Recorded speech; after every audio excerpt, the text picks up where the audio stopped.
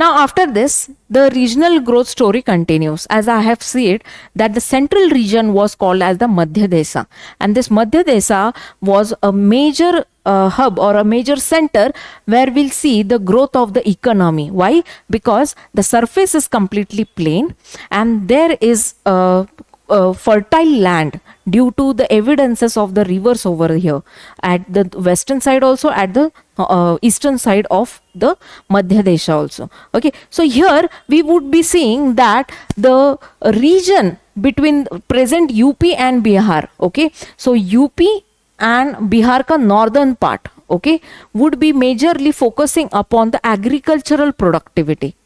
And when we talk about the South Bihar, it had the iron ore deposits. Okay, southern Bihar, or what we call the present Jharkhand area, northern Jharkhand area. Okay, so this consisted of iron ore deposit. Now, as iron ore deposits were more, okay, the employment was good. The artisans, the number of artisans were also good. That is why you will see that the development of the military and the administration would be also increasing eventually. Okay, now after that, the Uttarapatha, okay, the Uttarapatha got reviewed as a significant trade route during the Gupta period again. But here there is no evidence of the Dakshin Path. Of course, there would be trades from the Mumbai and Gujarat port also, but the inscription, as they were majorly done at the northern Indian part. Now, during the Mauryan period, the inscription were the minor and the major edicts were all present all over India. But during the Gupta period, you will see major of the writings, major of the inscriptions would be only present in the Madhya Desa or the northwestern region. And that is why you will see that there is no evidence of the southwestern trades. Okay, so there are chances, we can't deny, but inscription pe we don't have any of the evidences. Okay, so here after that, in the middle region or in the Madhya Desa, they had conquered the Anuganga, okay, the Ganga valleys ka middle basin, okay, the Anuganga, Magadha and Prayag, okay, and also the Saketa, or what we call it as the Ayodhya place. Now that is in presently in UP. Okay, so here Magadha, Prayag, okay, Prayag and Ayodhya is UP and Magadha is Bihar. Okay, and yes, Anuganga is also from the UP. So majorly UP had the cities, and the Bihar has the culture and as well as the industrial region of the Gupta period. Okay. Now, what are the sources which tells us about the Gupta period? So first is the Vishnu Purana and the Vayu Purana. Now it talks about the religious belief, the culture, okay, the rituals, the rules of the rituals, all are enlisted in this Vayu and what we call it as a Vishnu Purana. Okay, now these texts were written completely in the Sanskrit language. Now, although this book cover you may find it in the English alphabets or literature, but during that time it was only in the Sanskrit language. After that you will see Mudrarakshasa. Okay, after that you will see Mudrarakshasa. Mudrarakshasa, Rakshasa, and okay, and Devi Chandra Guptam, Devi Chandra Guptam. Now both of them were written by Vishakhadatta. Vishakhadatta. Okay, now Vishakhadatta when wrote the Mudrarakshasa, okay, now this Mudrarakshasa is consisting of majorly the Buddhism which is being followed by the society. Okay, Buddhism which is being followed by the society right from the Mauryan up to Gupta period,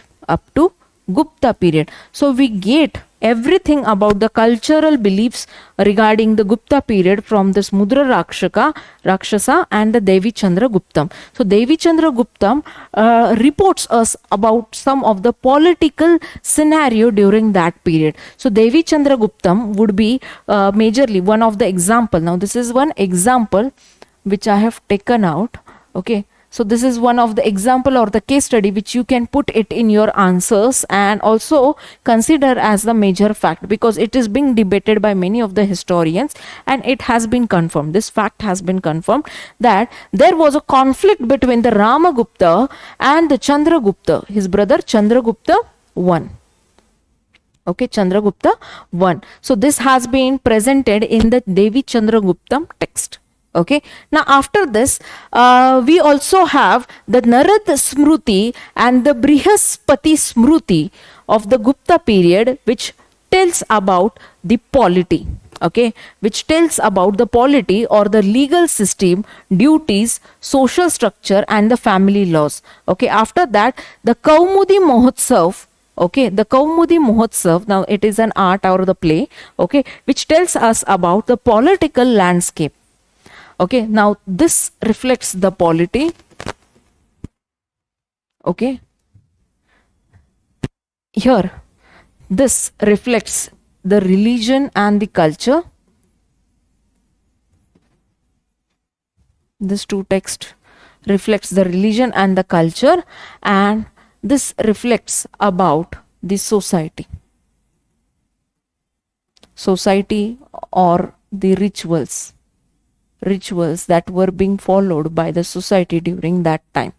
Okay, so please try to note the sources very well, very accurately, because the questions were asked around the Mudrarakshasa up till now and the Vishnu Purana. Now there are chances that the other sources would be also appearing in your question series in your preliminary examination.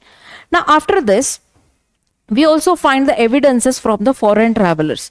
Now, as I have told you that we'll see the foreign travelers majorly from the post-Mauryan period, when we'll see the invasion of the external players on our Indian subcontinent. So, during the post-Mauryan period, we had majorly discussed about or along the Fa-Hien.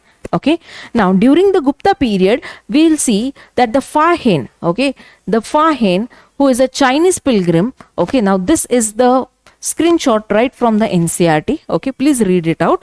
So Chinese pilgrim visited India during the reign of Chandragupta II. Okay, his primary aim was to visit the Buddhist religious places and to take with him the copies of Buddhist religious text. Okay, so here they are saying about the demand of the foreign travelers. Okay, he therefore traveled through the Gupta period and also wrote down his impressions about India. Okay, now this talks about his writings.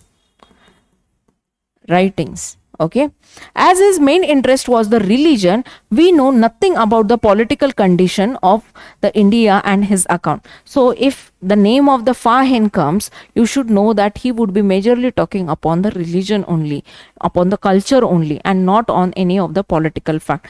Political fact would be evident right from the court poets like Harisena, Kalidasa. Okay, now the Kalidasa had written n number of texts. Majorly there were two texts which are quite popular. We'll have that. And the second traveler is the E-King. Okay, or we also call it as a Aisang. Okay, so he came during the 7th century. Okay, that is during the post-Gupta period. Okay, now he considered in his writing that the Sri Gupta was the one who founded or the Maharajadhiraja. Okay, now I have told you that the Gupta kings called themselves as the Maharajadhiraja after Chandragupta I. Okay, so the Sri Gupta would be called as just Maharaja, but when we term the Chandragupta I and his successors, we would be initiating them with the title Maharajadhiraja. That is King of Kings. That is King of Kings. King of Kings. So they were known as the King of Kings. Okay, but before that they were all only termed as the Maharaja. So the Isang considered the Sri Gupta as main founder of the Gupta dynasty, and that is why we come to know, and in fact on some of the inscription also it has been written, but that is why we come to know that the Gupta dynasty was been founded by the Sri Gupta, who was a court employee from the Kushan dynasty. Okay, now he also talks about the Mriga Sikha Vahana. Now, what is the Mriga Sikha Vahana? It is a place where the Buddhist people would be staying, okay, when they would be having their journey to the Indian subcontinent. Now, this pilgrim, okay, this pilgrim is located at present day Bengal, okay. Now, in Bengal, it was facilitated for the foreign travelers by providing them each kind of facility, okay. So this place, this rock caves are known as the Mriga Sikha Vahana, okay. So it is something like this, a single room, okay, a single room being cutted in the rock, okay. So this were considered as the Chinese pilgrims, okay, this were considered as the Chinese pilgrims. So whoever travelers would come from China, okay, they would be given the residential facility at this pilgrim, and they would be also entitled to write their own scripts, to learn about the Buddhist culture and everything, like somewhat like the Gurukul system, okay, similar to the Gurukul system. But yes, there were some of the differences. Gurukul system is explicitly like having the gurus and the Shishya Parampara, okay, but this was not that. Like they came right like for internship, okay, in that way, okay. So this was the pilgrim which I King talked about, okay.